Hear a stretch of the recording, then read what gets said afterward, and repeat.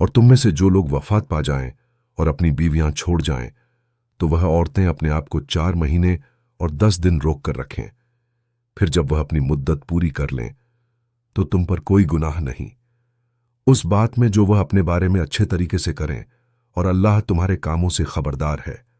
और तुम पर गुनाह नहीं अगर तुम इशारे में निकाह का पैगाम दे दो या अपने दिल में छुपाए रखो।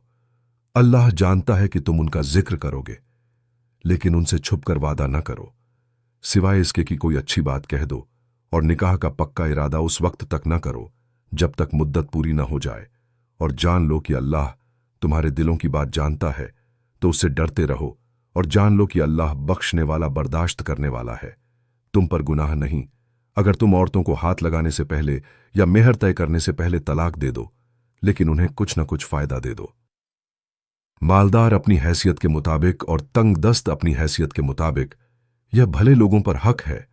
और अगर तुम उन्हें हाथ लगाने से पहले तलाक दे दो और तुमने उनका मेहर तय कर दिया हो, तो तय किए हुए मेहर का आधा देना होगा, सिवाय इसके कि वह माफ कर दें या वह शख्स माफ कर दे जिसके हाथ में निकाह की गिरह है। और माफ कर देना परहेजगारी के ज्यादा करीब है। और आपस में एहसान करना न भूलो। बेशक अल्लाह तुम्हारे कामों को देख रहा है। नमाजों की हिफाजत करो, खास तौर पर बीच वाली नमाज की, और अल्लाह के सामने अदब से खड़े रहो। फिर अगर तुम्हें डर हो तो पैदल या सवारी पर पढ़ लो। फिर जब अमन हो जाए तो अल्लाह को याद करो, जिस तरह उसने तुम्हें सिखाया, जो तुम नहीं जानते थे। और तुम में से जो लोग वफात के करीब हों और अपनी बीवियां छोड़ जाएंगी, डिप्पाप आ जाए, वो साबका से अपनी बीवियों के लिए 1 साल तक खर्च और घर से न निकाले जाने की वसीयत करें। फिर अगर वह खुद निकल जाएं तो तुम पर गुनाह नहीं उस बात में जो वह अपने बारे में अच्छे तरीके से करें। और अल्लाह गालिब हिकमत वाला है। और तलाकशुदा औरतों के लिए भी अच्छे तरीके से खर्च देना है, यह परहेजगारों पर हक है। इस तरह अल्लाह तुम्हारे लिए अपनी आयतें साफ बयान करता है, ताकि तुम समझो। क्या तुमने उन लोगों का हाल नहीं देखा जो मौत के डर से अपने घरों से हजारों की तादाद में निकल गए? फिर अल्लाह ने उनसे कहा, मर जाओ। फिर उन्हें जिंदा कर दिया। बेशक अल्लाह लोगों पर बड़ा फजल करने वाला है। लेकिन अक्सर लोग शुक्र अदा नहीं करते। और अल्लाह की राह में लड़ो और जान लो कि अल्लाह सुनने वाला, जानने वाला है। कौन है जो अल्लाह को अच्छा कर्ज दे ताकि वह उसे कई गुना बढ़ा कर दे? और अल्लाह ही तंगी देता है और वही कुशादगी देता है, और उसी की तरफ तुम लौटाए जाओगे।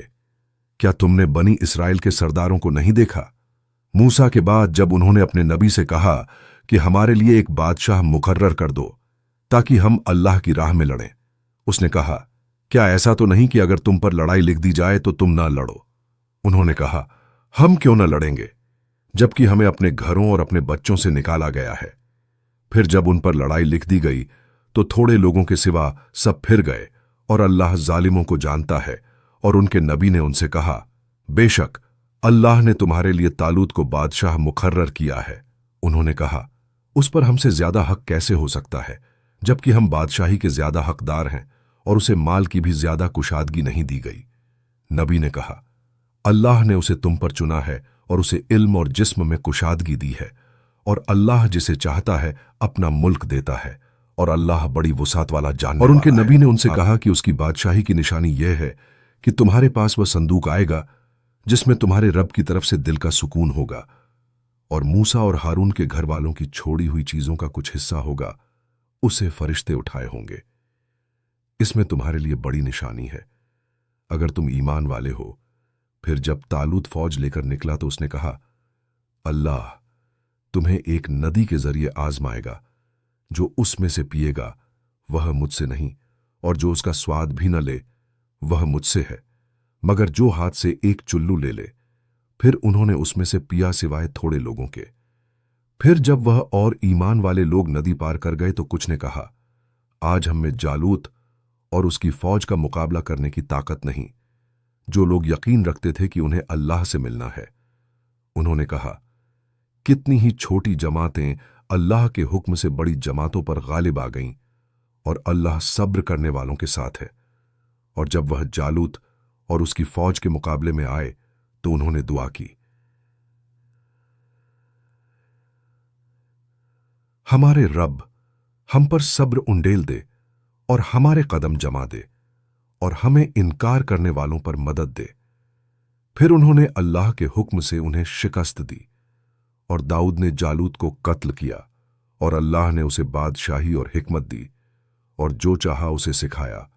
और अगर अल्लाह लोगों को एक दूसरे के जरिए न रोकता तो जमीन में फसाद फैल जाता, लेकिन अल्लाह सारे जहान वालों पर बड़ा फजल करने वाला है।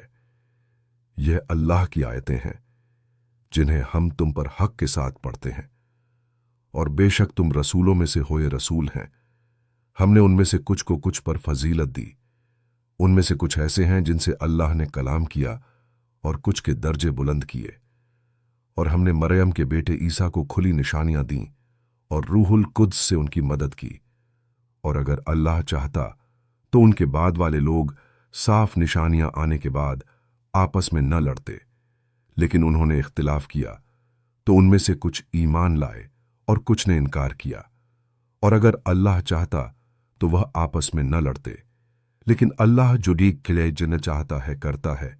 ए ईमान वालो, जो कुछ हमने तुम्हें दिया है उसमें से खर्च करो, उस दिन के आने से पहले जिसमें न कोई खरीद फरोख्त होगी, न दोस्ती काम आएगी, न सिफारिश, और इनकार करने वाले ही जालिम हैं।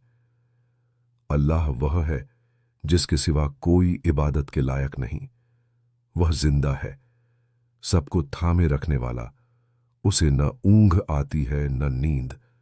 जो कुछ आसमानों में है और जो कुछ जमीन में है सब उसी का है। कौन है जो उसके पास उसकी इजाजत के बिना सिफारिश कर सके? वह जानता है जो उनके आगे है और जो उनके पीछे है, और वह उसके इल्म में से कुछ भी नहीं पा सकते मगर जितना वह चाहे। उसकी कुर्सी आसमानों और जमीन पर फैली हुई है और उनकी हिफाजत उसे थक आती नहीं, और वह बुलंद अजमत वाला है। दीन में कोई जबर नहीं। बेशक सही राह गुमराही से साफ अलग हो चुकी है। तो जो तागूत का इनकार करे और अल्लाह पर ईमान लाए, उसने मजबूत सहारा थाम लिया जो कभी टूटने वाला नहीं। और अल्लाह सुनने वाला जानने वाला है। अल्लाह ईमान वालों का मददगार है। वह उन्हें अंधेरों से निकालकर रोशनी की तरफ लाता है, और जिन्होंने इनकार किया उनके मददगार तागूत हैं। वह उन्हें रोशनी से निकालकर अंधेरों की तरफ ले जाते हैं। वही लोग आग वाले हैं, वह उसमें हमेशा रहेंगे।